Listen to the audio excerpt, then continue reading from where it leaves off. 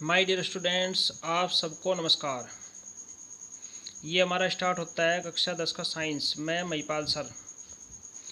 तो प्यारे बच्चों, इसमें हमारा लेसन चल रहा था इलेक्ट्रिसिटी, विद्युत। आपने जो है जितने भी अब तक के टॉपिक आए उन सभी को मुझे उम्मीद है कि आपने देखा भी होगा और याद भी कर लिया होगा, क्योंकि ये सभी टॉपिक जो है आपके एग्ज़ाम के लिए बड़े इम्पोर्टेंट हैं और बहुत लाभकारी हैं। अब देखिए, इसी क्रम में आगे बढ़ते हुए हम अपना टॉपिक स्टार्ट करते हैं, विद्युत बल्ब। विद्युत धारा का प्रभाव जो है ये ऊष्मीय प्रभाव पर आधारित युक्ति है। विद्युत बल्ब जिसे कहते हैं, विद्युत बल्ब क्या है? विद्युत बल्ब एक ऐसी युक्ति है जो विद्युत ऊर्जा को ऊष्मीय ऊर्जा में बदलती है। तो इस तरीके से प्यारे बच्चों ये विद्युत बल्ब है, इसे आप याद करना। अब इसका सिद्धांत है, विद्युत जब किसी विद्युत बल्ब में विद्युत धारा प्रवाहित करते हैं, अर्थात उसका फिलामेंट जो है जल करके ऊष्मा देने लगता है। ये विद्युत धारा के ऊष्मीय प्रभाव पर आधारित है।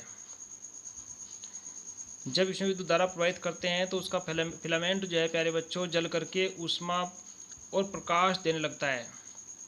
आपने देखा होगा विद्युत बल्ब को। अब देखो, आओ हम इसकी पूरी संरचना चित्र सहित आपको समझाते हैं। देखिए, देखो ये है प्यारे बच्चों, प्यारे स्टूडेंटों, विद्युत बल्ब। हम आपको इसकी संरचना के बारे में पूरा पहले चित्र बना करके इस चित्र के माध्यम से समझाते हैं। उसके बाद में इसके लिखने वाले टॉपिक जो हैं उनको समझाते हैं। देखो, ये विद्युत बल्ब है। ये कांच का एक खोखला गोला है जो कांच का है। इसके अंदर जो है ये कांच की छड़ लगी हुई है।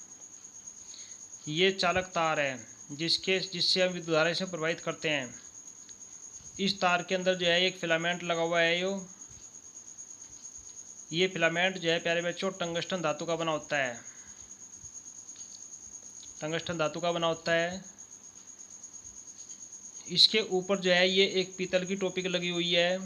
जैसे कि आपने विद्युत बल्ब को देखा है, ये दो टांके लगे हुए हैं जो जस्ते के होते हैं। ये दो पिन हैं जो बल्ब को होल्डर में लगाने के काम आते हैं। तो इस प्रकार से ये हमारे सामने हुआ विद्युत बल्ब। अब इसका जो ऊपरी भाग है, यहाँ से प्यारे बच्चों इसको चपड़े से या किसी ऐसे पदार्थ से बंद कर देते हैं जो विद्युत का कुचालक हो, ताकि इसमें बाहर की साइड करंट या विद्युत धारा प्रवाहित न हो। तो जब इसमें विद्युत धारा प्रवाहित करते हैं प्यारे बच्चों, तो ये जो तंतु है इसका तापमान अधिक बढ़ जाता है और यह श्वेत होकर के प्रकाश देने लगता है। आओ अब इसकी संरचना के बारे में लिखित रूप में देखते हैं। अभी आपके सामने जो विद्युत बल्ब का फिगर था प्यारे बच्चों, ये उसकी संरचना है। अभी हमने आपको समझाया था कि ये कांच का एक खोखला गोला है जिसके अंदर की वायु को निकालकर नाइट्रोजन और आर्गन गैस भरी जाती है। क्यों? क्योंकि ये निष्क्रिय गैस हैं, ये किसी प्रकार से क्रिया नहीं करती। इसके ऊपरी भाग पर पीतल की एक टोपी हो, जैसे हमने भी आपको समझाया, दोनों ओर दो पिन लगी हो। क्यों? क्योंकि पिनों के माध्यम से ही हम बल्ब को होल्डर के अंदर लगाते हैं। ऊपर दो जस्ते के टांके वो लगे हुए। इसकी टोपी को जो है किसी ऐसे पदार्थ से बंद कर देते हैं जो चपड़ा या लाख होता है, जिसमें विद्युत धारा प्रवाहित न हो, जो विद्युत का कुचालक हो। इन दो टांकों का संबंध जो है बाहर मोटे चालक तार से करते हैं। जो तार बल्ब के अंदर जाते हैं उनमें एक फिलामेंट लगाते हैं जो टंगस्टन धातु का बना होता है और जो कुंडली के रूप में लगा रहता है। जब इसमें धारा प्रवाहित करते हैं तो यह श्वेत होकर प्रकाश देने लगता है। तो इस प्रकार से इसके क्या क्या कार्य हैं, इसमें धारा प्रवाहित करते हैं तो ये इसका तापमान जो है प्यारे बच्चों 1500 से 2500 डिग्री सेल्सियस हो जाता है तथा यह प्रकाश देने लगता है। तो इस प्रकार से जो है विद्युत बल्ब की संरचना का सचित्र वर्णन करो। ये प्रश्न जो है आपको अच्छे तरीके से याद करना है, कई बार एग्जाम में पूछ लिया गया है। अब देखिए, दूसरा टॉपिक इसमें चलता है विद्युत ऊष्मक या हीटर। ये भी विद्युत धारा के ऊष्म प्रभाव पर आधारित एक युक्ति है। पहला टॉपिक इसका सिद्धांत है। इसमें एक नाइक्रोम का तार लगा होता है। जब इसमें विद्युत धारा प्रवाहित करते हैं तो यह रक्त तप्त होकर ऊष्मा देने लगता है। अब है इसकी संरचना। इसमें चीनी मिट्टी की एक प्लेट होती है। देखो प्यारे बच्चों, इसका फिगर जो है ये नीचे बना हुआ है। चलो एक बार मैं आपको फिगर को ही समझा देता हूँ। ये हीटर है, इसकी जो बाहर की बॉडी है पूरी की पूरी चीनी मिट्टी की प्लेट की बनी हुई है। इसमें खांचे बने हुए हों, उन खांचों के अंदर जो है ये फिलामेंट रखते हैं, सर्पिलाकार रूप में रखते हैं ताकि इसकी लंबाई ज़्यादा हो। और यह तार जो है नाइक्रोम का बना होता है। तो इस तरीके से जो है जब इसमें धारा प्रवाहित करते हैं तो ये ऊष्मा देने लगता है। अब ये इसकी संरचना दी हुई है। इसके दोनों सिरे जो हैं, तार के दोनों सिरे जो हैं बाहर के पेंचों से जुड़े रहते हैं।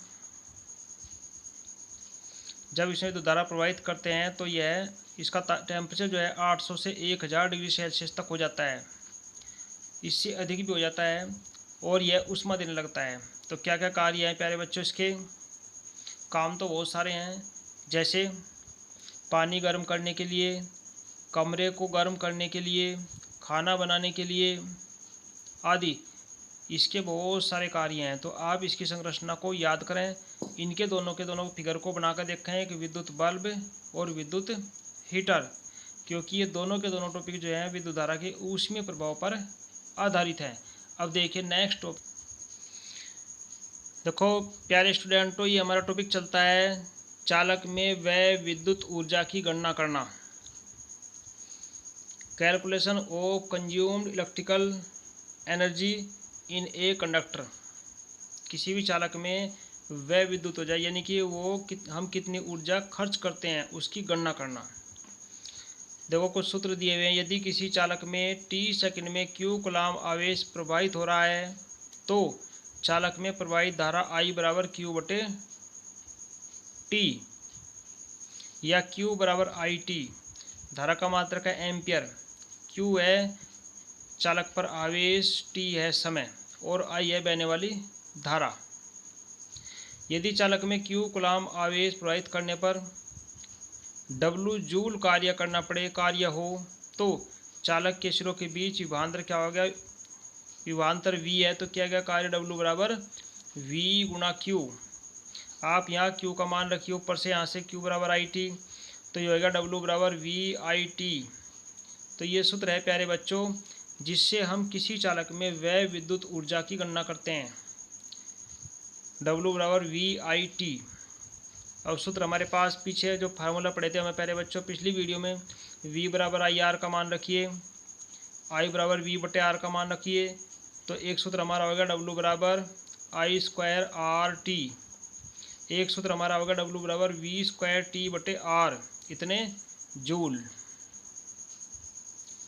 ये दिया हुआ है।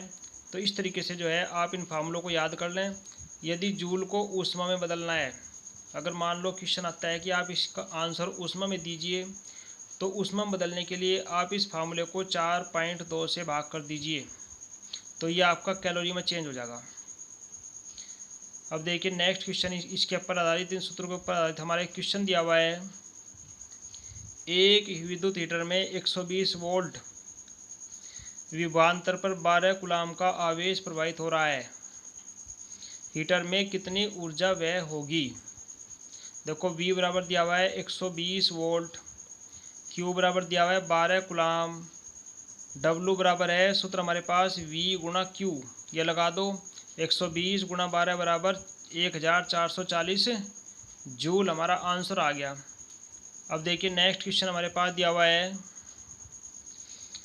10 वोल्ट तथा 0.5 एम्पियर के बल्ब से प्रति सेकंड कितने जूल ऊष्मा उत्पन्न होगी? देखो V बराबर दिया हुआ है 10 वोल्ट, बहने वाली धारा I बराबर है 0.5 एम्पियर, T बराबर है 1 सेकंड। सूत्र हमारे पास है किया गया कार्य या उत्पन्न ऊष्मा H बराबर VIT। V का मान रखिए 10 गुणा T का मान है 0.5 गुणा नहीं T का मान है 1 और I का मान है 0.5, तो इन सब की मल्टीप्लाई करके हमारे पास आ गया 5 जूल। अगर इसको कैलोरी में चेंज करना है तो 4.2 से इसको डिवाइड कर लो। तो इस तरीके से प्यारे बच्चों हम इन क्वेश्चनों को हल करते हैं। तो आप जैव विद्युत में आने वाले जितने भी फार्मूले हैं उन सभी फार्मूलों को इकट्ठा करके याद करें ताकि आपको सभी न्यूमेरिकल निकालने में आसानी हो। क्योंकि आप सभी प्यारे बच्चों, मैं आपको बता दूं कि एग्ज़ाम के टाइम पर जो है कम से कम 50% आपके न्यूमेरिकल आते हैं और 50% कम से कम आपकी थ्योरी आती है फिजिक्स के अंदर। तो इसलिए आप न्यूमेरिकल को ध्यान से पढ़ें, क्योंकि जो बड़े नंबर का क्वेश्चन होता है उसमें पहले न्यूमेरिकल, उसके नीचे उसके कुछ थ्योरी के हेडिंग दे देते हैं। इसलिए आप जो है इन्हें सही तरीके से तैयार करते रहें। तो इस तरीके से प्यारे बच्चों हमारा ये टॉपिक पूरा होता है। अगले टॉपिक में हम आपको अगली वीडियो में मिलेंगे।